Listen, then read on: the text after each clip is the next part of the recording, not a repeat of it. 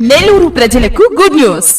అత్యాధునిక పరికరాలతో ఆర్థో సేవలు ఇప్పుడు మన కోసం మన నెల్లూరులో డాక్టర్ షేక్ నవాజ్ షరీఫ్ గారిచే అరిగిన కీళ్లకు కీళ్ల మార్పిడి, వెన్నెముక సమస్యలకు చికిత్స, విరిగిన ఎముకలకు పిండికట్టు మరియు అత్యాధునిక పరికరాలతో చికిత్స. 7013809996.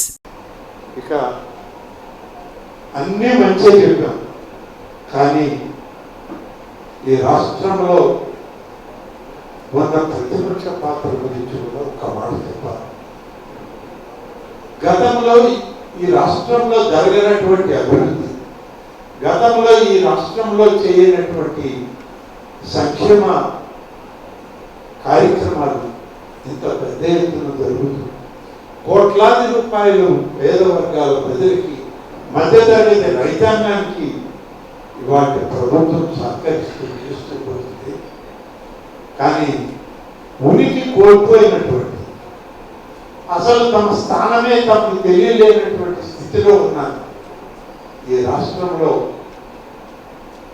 కనీసం తమ పేరైనా అప్పుడప్పుడు గుర్తు చేసుకోవాలని చెప్పి ఉన్నటువంటి ప్రతిపక్ష పార్టీ, నేను మళ్ళీ పేరు చెప్పి వాళ్ళని గుర్తు చేయాల్సిన పరిస్థితి నేను ఉండకూడదని ఆ పేరు చెప్పదలుచుకోండి.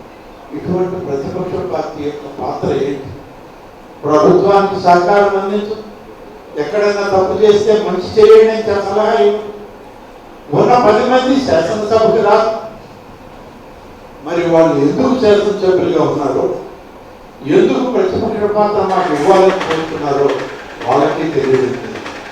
కాబట్టి ఇవాళ నేను మీ అందరికీ మనం చేసేది, మీ ద్వారా రాష్ట్ర ప్రజానికి కూడా తెలియజేసేది, ఈరోజు ఈ రాష్ట్రంలో ఇన్ని విధాలుగా అభివృద్ధి జరుగుతూ ఉంటే ప్రతిపక్ష పార్టీ ఉనికి కోల్పోయిన పార్టీ, ఎక్కడ కూడా ఒక పరిశ్రమను స్థాపించలేనటువంటి పార్టీ 5 సంవత్సరాల్లో తాను కళ్ళ ముందు చూడనటువంటి నవశకాన్ని ఈ యొక్క రాష్ట్రంలో కూటమి ప్రభుత్వం చంద్రబాబు నాయుడు గారి నాయకత్వంలో, లోకేష్ గారి ఆధ్వర్యంలో, పవన్ కళ్యాణ్ గారి సాహిత్యంలో జరుగుతుంటే చూసి ఓర్వలేక అనేక రకాల అందరూ ఈ ప్రభుత్వం మీద, ప్రభుత్వ నాయకత్వం మీద వేయడం చాలా బాధాకరం. నిన్ననే తిరుచానూరు అమ్మవారి యొక్క బ్రహ్మోత్సవాల్లో రాష్ట్ర ప్రభుత్వ ప్రతినిధిగా ముఖ్యమంత్రి గారి కుమారుగా వెళ్ళి రావడం జరిగింది. మరి అక్కడికి వెళితే అక్కడ ఉన్నటువంటి పరిస్థితుల్ని మీడియా సోదరులు ప్రస్తావన చేశారు. ఒకవైపు నేతి కుంభకోణం, కల్తీ నెయ్యి కుంభకోణం, మరొక వైపు పరకామణిలో దోపిడీ. ఇవి అతి పెద్ద కలియుగ ఆరాధ్య దైవం. ప్రతి భారతీయుడు, ప్రతి హిందువు నిత్యం కొలిచేటువంటి శ్రీ వెంకటేశ్వర స్వామి ఆ క్షేత్రంలోనే ఇటువంటి దుర్వ్యసనాలను ప్రోత్సహించారు. దురదృష్టకరమైన పద్ధతులకి ఆనాడు వాళ్ళు పనిచేశారు, దోపిడీ చేశారు. మరి వాళ్ళ ఇవి నేను చెప్పింది కాదు, మేము చేసే ఆరోపణలు కాదు, ప్రభుత్వంగా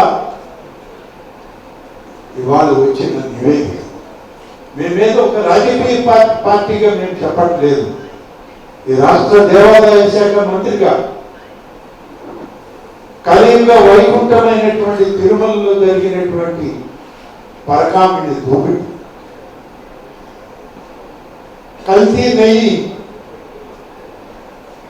దోపిడీ, వీటి గురించి ప్రస్తావన చేయాల్సిన అవసరం నాకు. మేమేదో తప్పుడు ఆరోపణలు చేశామన్నారు. ఇవాళ సుప్రీంకోర్టు వేసింది కమిటీ, మేము కాదు వేసింది, మేము వేసాం, మా నివేదికలు వచ్చాయి. మీరు పక్షపాతంతో ఈ కమిటీల్లో మమ్మల్ని తప్పుపడుతున్నారన్నారు. నివేదికలు సుప్రీంకోర్టుకు వెళ్ళారు. సుప్రీంకోర్టు సుప్రీం న్యాయస్థానం ఈ దేశంలో అతిపెద్ద న్యాయస్థానం, అతిపెద్ద సంస్థ అయినటువంటి సిబిఐకి అప్పగించి సిబిఐ నుంచి నివేదిక కోరితే పరకామణిలో జరిగిన దోపిడీ గురించి వెల్లడైంది. అందులో ఆ దోపిడీకి కారకులైనటువంటి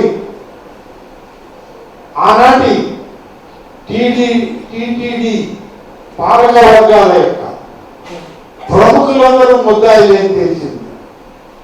కల్తీ నెయ్యి విషయంలో నాటి పాలక వర్గంలో ఉన్నటువంటి పెద్దలందరూ దీనిలో భాగస్వాములని తెలిసింది. మరి ఇప్పుడు ఏం సమాధానం చెప్తారు? ఇప్పుడు కూడా తెలుగుదేశం పార్టీ మీద లేదా మా ప్రభుత్వం మీద భద్రతని తప్పించుకుందామని చూస్తున్నారా? ఈ రాష్ట్రంలోనే కాదు, భారతదేశంలో ప్రపంచ దేశాల్లో ఉన్నటువంటి తెలుగు వాళ్ళందరూ హిందూ సనాతన ధర్మాన్ని నమ్మినవాడు, వైదిక ఆచారాన్ని పాటించేవాడు. ఎంత పెద్ద తప్పు కలియుగ వైకుంఠంలో జరిగింది అని తెలిసి బాధపడుతూ ఆవేదనతో ఇటువంటి పాలక వర్గాలను మనం చూసింది, ఇటువంటి వారిని గౌరవించింది అని చెప్పి ఇవాళ బాధపడుతూ ఉంటే ఇప్పటికి కూడా మీలో కనీసం మేము తప్పు చేశామనేటువంటి ఆలోచన రాకుండా ఇంకా రాజకీయాలు చేయడానికి ప్రయత్నం చేస్తూ ఉన్నారంటే శోచనీయం, బాధాకరం. ఇకనైనా సిగ్గుతో తలదించుకోండి,